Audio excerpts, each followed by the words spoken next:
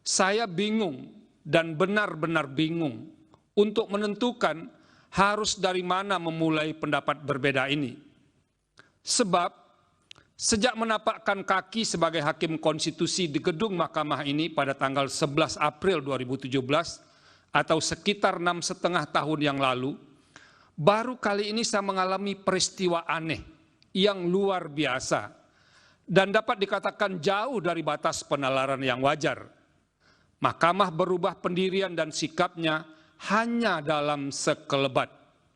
Sebelumnya dalam putusan Mahkamah Konstitusi nomor 29/5155 tahun 2023, Mahkamah secara eksplisit, lugas dan tegas menyatakan bahwa ihwal usia dalam norma pasal 169 huruf Q Undang-Undang 7 2017 adalah wewenang pembentuk undang-undang untuk mengubahnya. Padahal sadar atau tidak, ketiga putusan tersebut menutup ruang adanya tindakan lain selain dilakukan oleh pembentuk undang-undang. Apakah Mahkamah pernah berubah pendirian? Pernah, tetapi tidak pernah terjadi secepat ini, di mana perubahan terjadi dalam hitungan hari. Perubahan demikian tidak hanya sekadar mengenyampingkan putusan sebelumnya, namun didasarkan pada argumentasi yang sangat kuat dan mendapatkan fakta-fakta yang berubah di tengah-tengah masyarakat. Pertanyaannya, fakta penting apa yang berubah di tengah masyarakat? Sehingga Mahkamah mengubah pendiriannya dari putusan Mahkamah Konstitusi nomor 29/5155/2023 dengan amar menolak sehingga berubah menjadi mengabulkan dalam putusan akuo. Bahwa secara keseluruhan terdapat belasan permohonan untuk menguji batas usia calon presiden dan wakil presiden dalam norma pasal 169 huruf Q Undang-Undang 7 2017, di mana 3 perkara di atas, perkara 29, 51, 55, adalah permohonan atau perkara gelombang pertama. Dari belasan perkara tersebut, hanya perkara gelombang pertama ini yang diperiksa melalui sidang pleno untuk mendengarkan keterangan pihak-pihak sebagaimana dimaksud dalam pasal 54 Undang-Undang MK, yaitu Presiden dan DPR. Selain itu didengar pula keterangan pihak terkait, ahli pemohon dan juga ahli pihak terkait. Ketika rapat permusyawaratan hakim atau RPH untuk memutus perkara nomor 295155 tahun 2023 pada tanggal 19 September 2023, RPH dihadiri oleh 8 hakim konstitusi, yaitu Hakim Konstitusi Saldi Isra, Hakim Konstitusi Arif Hidayat, Hakim Konstitusi Manahan MP Sitompul, Hakim Konstitusi Soehartoyo, Hakim Konstitusi Wahidudin Adams, Hakim Konstitusi Eni Nurbaningsih, Hakim Konstitusi Daniel Yusmik Pevoe, dan Hakim Konstitusi M. Guntur Hamzah. Tercatat, RPH tanggal 19 September 2023 tersebut tidak dihadiri oleh Hakim Konstitusi dan sekaligus Ketua Mahkamah Konstitusi Anwar Usman. Hasilnya, 6 hakim konstitusi sebagaimana amar putusan Mahkamah Konstitusi nomor 29, 51 dan 55 tahun 2023 sepakat menolak dan tetap memosisikan pasal 169 huruf Q Undang-Undang 7 2017 sebagai kebijakan hukum terbuka atau open legal policy pembentuk undang-undang. Sementara itu, 2 hakim konstitusi lainnya memilih sikap berbeda atau dissenting opinion. Bahwa dalam RPH berikutnya masih berkenaan dengan norma pasal 169 huruf Q Undang-Undang 7 2017, pembahasan dan pengambilan putusan permohonan gelombang kedua inkasu perkara 90 dan perkara 91 selanjutnya disebut 90 dan 91 2023, RPH dihadiri oleh 9 hakim konstitusi. Beberapa hakim konstitusi yang dalam perkara nomor 29/5155 PUU 2023 telah memosisikan pasal 169 huruf Q Undang-Undang 7 2017 sebagai kebijakan hukum terbuka pembentuk undang-undang, tiba-tiba menunjukkan ketertarikan dengan model alternatif yang dimohonkan di dalam perkara nomor 90. Padahal, meski model alternatif yang dimohonkan oleh pemohon dalam perkara nomor 90 secara substansial telah dinyatakan sebagai kebijakan hukum terbuka dalam putusan Mahkamah Konstitusi nomor 29/5155 tahun 2023.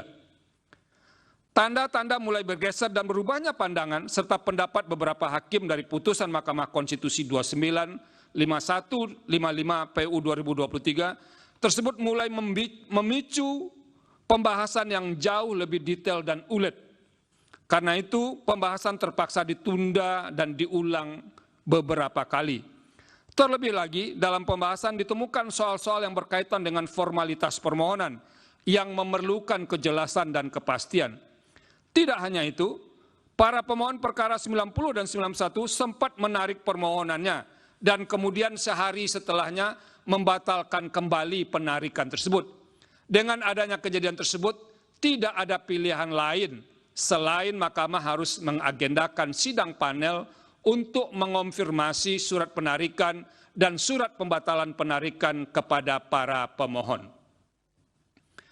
Bahwa terlepas dari misteri yang menyelimuti penarikan dan pembatalan penarikan tersebut yang hanya berselang 1 hari, sebagian hakim konstitusi yang dalam putusan Mahkamah Konstitusi 295155 tahun 2023 berada pada posisi pasal 169 huruf Q Undang-Undang 7 2017 sebagai kebijakan hukum terbuka pembentuk undang-undang, kemudian pindah haluan dan mengambil posisi akhir dengan mengabulkan sebagian perkara nomor 90 tahun 2023. Sepanjang yang bisa ditangkap dan disimpulkan selama pembahasan perkara 90 2023 tersebut, ada 5 hakim konstitusi yang mengabulkan sebagian.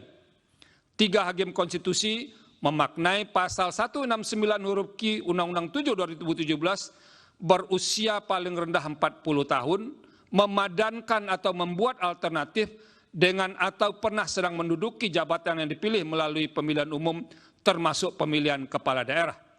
Sementara itu, 2 hakim konstitusi yang berada dalam rumpun mengabulkan sebagian tersebut memaknai norma pasal 169 huruf Q Undang-Undang 7 2017 berusia paling rendah 40 tahun, memadankan atau membuat alternatif dengan pernah atau sedang menjabat sebagai gubernur. Sekalipun memadankan dengan jabatan gubernur, keduanya menyerahkan kriteria gubernur yang dapat dipadankan dengan usia paling rendah 40 tahun tersebut kepada pembentuk undang-undang. Bahwa berkenaan dengan sebagian fakta yang diuraikan pada subparagraf 6,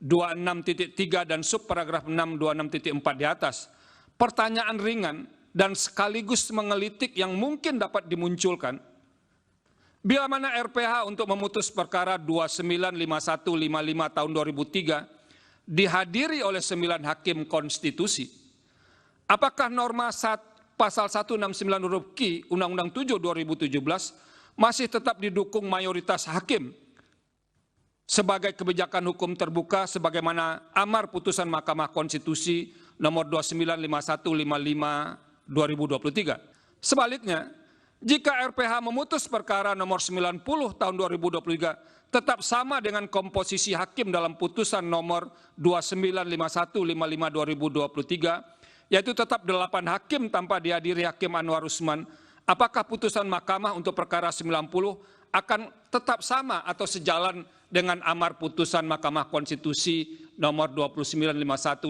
tahun 2023? Dalam hal ini, secara faktual, perubahan komposisi hakim yang memutus dari 8 orang dalam perkara nomor 295155 menjadi 9 orang dalam perkara 9091 tidak hanya sekadar membelokkan pertimbangan dan amar putusan, tetapi membalikkan 180 derajat amar putusan dari menolak menjadi mengabulkan, meski ditambah dengan embel-embel sebagian, sehingga menjadi mengabulkan sebagian. Bahwa berkenaan dengan fakta lain, khusus yang berkelindan dengan uraian dalam subparagraf 6.26.4 di atas. Download Tribun X sekarang, menghadirkan lokal menjadi Indonesia.